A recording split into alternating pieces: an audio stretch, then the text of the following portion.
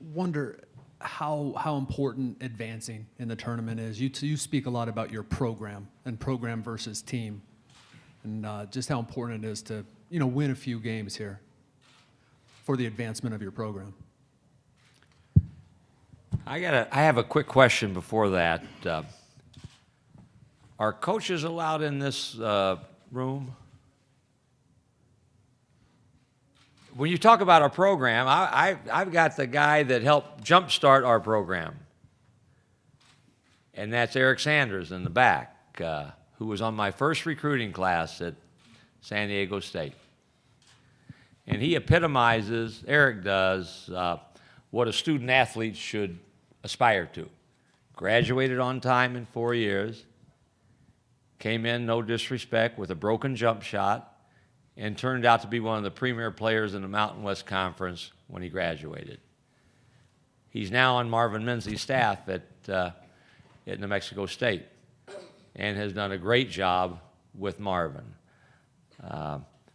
So I think we've got proof of the fact we've got a program all over the place. Guys that we've had are now Division I assistants, productive, successful, and Eric's a classic example of that. So Eric, we'll be enemies for 40 minutes tomorrow, but we love you to death, and you know that. And if you win, we'll be your biggest fans, and I know you will be for us if we win. We want to win, Kevin. We want to win. We want to come here and find a way to get a win and see if we can continue to grow the program. And that's our goal. And I know that's Marvin's goal at New Mexico State, to do the same thing. We're proud of what we've done. When all eyes are on you at this time of year, it seems like one win means a lot more than one win. And I understand that. So hopefully we will do that for ourselves first. Our league, we got a great league. Our commissioner is here. We got a great league. And our league last year got 5 in, only won 2 games. And everybody talked about, why did you get 5 in? But our league deserved 5 last year. We have 2 in this year, and we're both good teams. So long answer to your question, but we feel like we've proven that we've got a program that has sustained itself. Coach X and Winston were just in here, and they were talking about the impact of the Florida Gulf Coast loss. Mostly from the standpoint, not so much they really took the team lightly, but that it proved that a low seed could beat a higher seed in the NCAA tournament. How much has that helped in preparing for a team that I know you as coaches are concerned about? And how has that experience last year helped your players to focus on a number 13 seed that maybe doesn't play like a 13 seed? When we played Florida Gulf Coast last year, they became the story, the underlying story for the NCAA tournament. I remember we came in before we played them, and somebody that couldn't think of a better question said, what does it feel like to be going up against the most interesting man alive? And I just looked at them, and they won. I don't think I'm not thinking Florida Gulf Coast and what they did to Georgetown and then us. If our kids were not immensely impressed when we popped in the tape when New Mexico State beat New Mexico at New Mexico, then we won't win. But they were. They were very impressed with what they saw on tape, with a team that was well coached, knew what they wanted to do, controlled the pace, tempo of the game, and were the better team that night. Coach, you were talking about building a program. You have a fair number of transfer players on your roster and what's the art, I guess, to keeping a program going when you have players who might not be there from the start or for the whole time?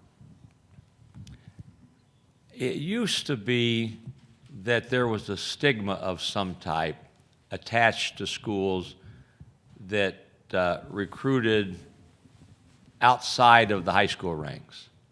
You were not considered able to or be able to compete with the blue bloods. Well, now the Blue Bloods recruit transfers. They take one and dones. They take guys who have graduated and have 1 year left. They take guys that played in a lesser league and take them in as transfers. And all you have to do is look at rosters all across the country. What we've done at San Diego State is we say, okay, what formula will work for us? And we've had a blend of high school players. Eric Sanders was a high school player. We've taken junior college players, and we selectively have taken 4-year transfers. We, for the second time now, have had a graduate. This year it's Josh Davis from Tulane. We had Garrett Green from LSU a couple of years ago that have come in to fill a void that was desperately needed. So, saying all that, we have one, Angelo Cho, sitting out from Arizona, who's a local, a San Diego State or San Diego youngster, who's come back home. But we signed 4 high school players in this year's class who are very good players. So I think we'll continue to take transfers, but we've turned a lot of transfers down that wanted to come because we didn't think they would be a good fit. I think you can't just take the highest rated transfer that's on the market, on the board, and say we're going to win because we're going to take these 3 guys that when they were in high school, they were 5-star recruits. Nobody wants to take somebody else's problems. But if you know the kids and their families, I think you can do what we've done, and that's take one that you know is a good person. J.J. O'Brien's a good example for me. I thought that he was coming to San Diego State out of high school, went to Utah, transferred, came back to us. I knew more about J.J. than anybody in the country because I worked really hard to recruit him. Those are the kinds of guys, for the most part, that we've gone after and taken and we've known a little bit about. Steve, John Branch from the New York Times, not that you need any reminders, but a lot of people talk about 25 years ago. I wonder if the number 25 means anything to you the way a wedding anniversary does in terms of the championship at Michigan. And do you look at that any differently now, 25 years later? I mean, as you get older and as that gets farther away, how do you look back on that time? Well, initially I couldn't believe that this is the 25th anniversary of that team. I remember we're in our arena, VA House Arena, waiting for the selection show to come on, and when it came on, it had a little collage of different situations and different people, and I smiled and got goosebumps when they showed Glenn Rice in that collage. Sometimes in this business, you get lucky, and I was in a position where I was not a rookie coach. I'd coached since 1968. But I was a guy that became a head coach at the college level for the first time. And then I became the storyline. And Glenn Rice and Ramil Robinson and others led us to a national championship, the first and only that they've gotten. I stay in touch with a lot of those guys. Terry Mills calls me quite often. He's doing color now on one of the Michigan network stations. And Mike Griffin now lives in California. So I stay in touch with him. Rob Pelinka is the hottest NBA agent that's known to man right now, and he lives in Orange County. So I've reminisced with them about their careers and all of that, and but it doesn't seem like 25 years ago, but it obviously is.